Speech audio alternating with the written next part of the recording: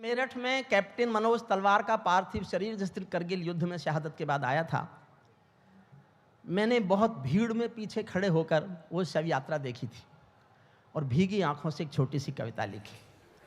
कविता सुनाने से पहले मेरे दो निवेदन हैं। मैंने भगवान राम नहीं देखे, हमारे देवता हैं। मैंने भगवान कृष्ण भी नहीं देखे, हमारे देवता हैं। लेकिन मैंने अपने वो रक्षक देवता देखे हैं जो वर्दी पहनकर सीमा पर खड़े हैं और देश की रक्षा कर रहे हैं। ये हमारे रक्षक देवता हैं। मैं पुलिस के सिपाही और फौज की वर्दी को सल्यूट करता हूं, सलाम करता हूं और उनसे बड़ा देश का भक्त किसी को भी नहीं मानता। देश के असली देशभक्त वो है। छोटी सी कविता है, सुनिए। मैं केशव का 5 जन्म भी गहन मौन में खोया हूं। ताली बजाना मत बजाना, दिल से सुन लो। मैंने एक ही कविता लिखी है जिसके लिए मैं कह सकता हूं मेरी अच्छी कविता है। बाकी कवि सम्मेलन है, कविता यही है जो मैं सुना रहा हूं।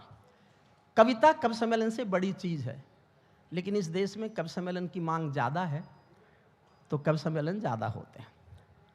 मैं केशव का 5 जन्म भी गहन मौन में खोया हूँ। उन बेटों की याद कहानी लिखते लिखते रोया हूँ। उन बेटों की याद कहानी लिखते लिखते रोया हूँ। जिस माथे की कुमकुम बिंदी वापस लौट नहीं पाई, चुटकी झुमके पायल ले गई कुर्बानी की यमराई। कुछ बहनों की राखी जल गई है बर्फीली घाटी में, वेदी के गठबंधन मिल गए हैं करगिल की माटी में। पर्वत पर कितने सिंदूरी सपने दफन हुए होंगे, 20 बसंतों के जज्बाती बेटे हवन हुए होंगे। टूटी चूड़ी धुला महावर रूठा कंगन हाथों का, कोई मोल नहीं दे सकता बासंती जज्बातों का। कोई मोल नहीं दे सकता कोई मोल नहीं दे सकता बासंती जज्बातों का। जो पहले पहले चुंबन के बाद लाम पर चला गया।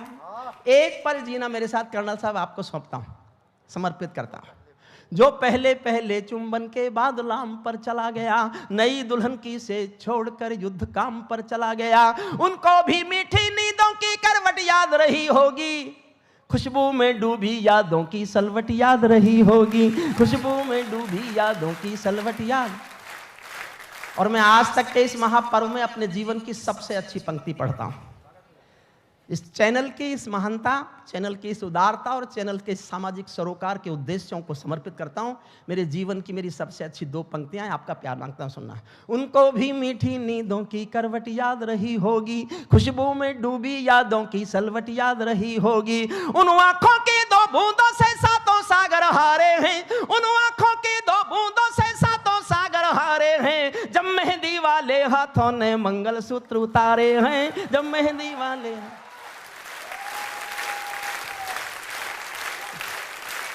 उन आंखों की 2 बूंदों से 7 सागर हारे हैं। जब मेहंदी वाले हाथों ने मंगलसूत्र उतारे हैं। गीली मेहंदी रोई होगी छुपके घर के कोने में, ताजा काजल छूटा होगा चुपके चुपके रोने में। जब बेटे की अर्थी आई होगी सोने आंगन में, शायद दूध उतर आया हो बूढ़ी माँ के दामन में। शायद दूध उतर आया हो बूढ़ी माँ के दामन में। वो विधवा पूरी दुनिया का बोझा सर ले सकती है। संसार के किसी भी मजहब में स्त्री अर्थी को कंधा नहीं देती। लेकिन भरतपुर के पास एक गांव है अजान, राजस्थान में। वहाँ का एक बेटा शहीद हुआ था, वीरेंद्र सिंह। ये कल्पना नहीं है, सत्य घटना है। जब सेना पार्थिव शरीर लेके आई तो उसकी पत्नी ने शादी के दिन वाले कपड़े पहनकर शमशान घाट तक अपने पति की अर्थी को कंधा दिया। यह दुनिया की पहली घटना थी जब किसी औरत ने अर्थी को कंधा दिया हो। उसके बाद बहुत घटनाएं घटी, लेकिन जो घटना दुनिया में पहली बार घटे उस पर कोई क्या लिखेगा? वो तो स्वयं एक महाकाव्य है। मैंने एक पंक्ति लिखी है जो आपका लाड मांगती है, सुनिएगा।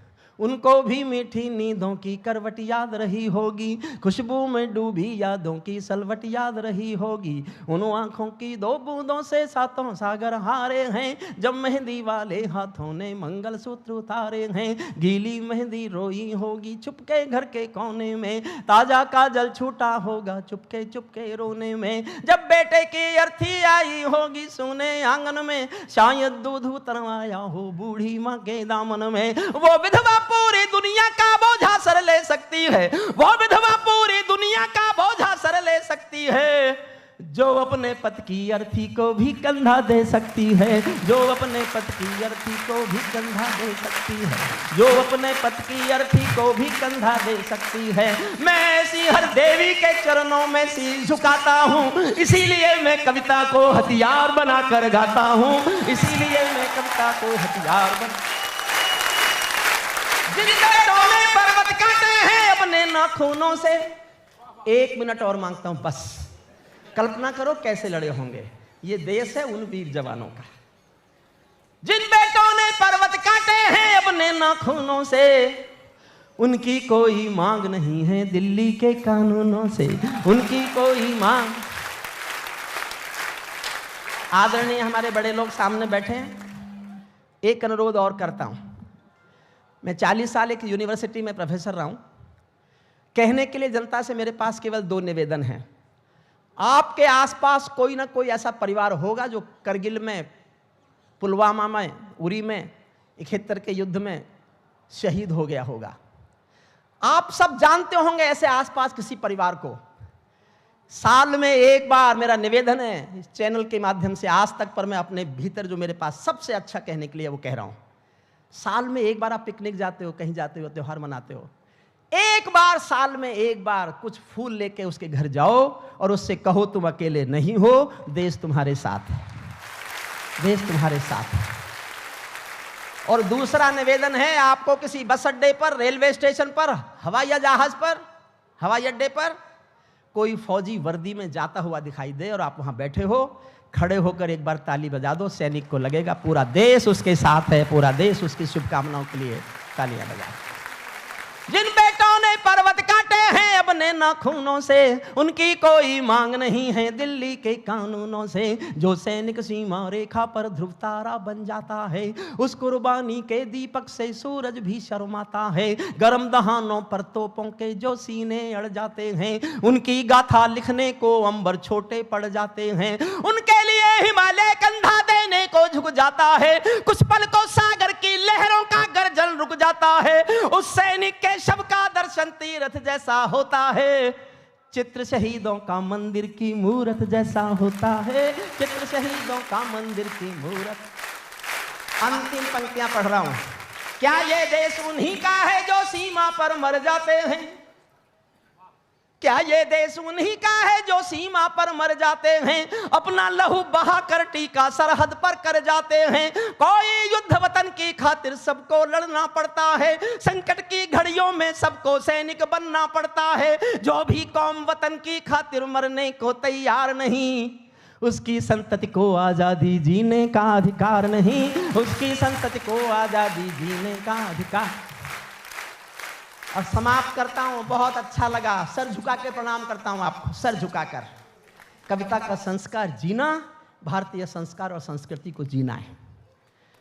सरकार देश सुंदर बना सकती है, देश कैसे खूबसूरत बनेगा, सड़कें कैसे खूबसूरत बनेंगी, हवाई अड्डे कैसे खूबसूरत बनेंगे, रोटी कैसे मिलेगी, ये सरकार का काम है, वो कर सकती है। लेकिन इंसानियत कैसे खूबसूरत होगी, ये काम केवल ऐसे महापर्वों से किया जाएगा। इंसानियत बचाने की कोशिश केवल अदब करेंगे और कोई नहीं कर सकता, कोई नहीं कर सकता। सैनिक अपने प्राण गंवा कर देश बड़ा कर जाता है। और साहब मैं कुछ खिलाफ नहीं बोल के जाऊं तो काय का हरिओम पवार। आखिरी पंक्ति मैंने जीवन में राजनीति पर सबसे कठोर पंक्ति लिखी है, सबसे कठोर पंक्ति है मेरी, और ये सोच के लिखी है कि मैं पढ़ा लिखा हूं, जिनके लिए लिखी है वो नहीं समझेंगे। आप समझ जाओ तो घनघोर तालियों से मुझे प्यार देके विदा कर देना। अंतिम पंक्तियां पढ़ रहा हूं।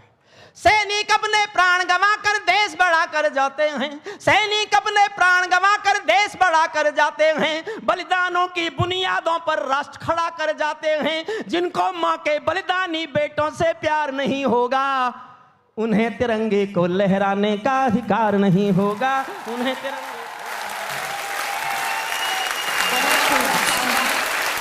अपने जगह पर खड़े होकर वीर रस से ओत-प्रोत हमारे इन महान कवियों का धन्यवाद कीजिए कि आज एक अलग तरह का माहौल साहित्य आज तक के इस मंच से हमें देखने को मिला है। जी।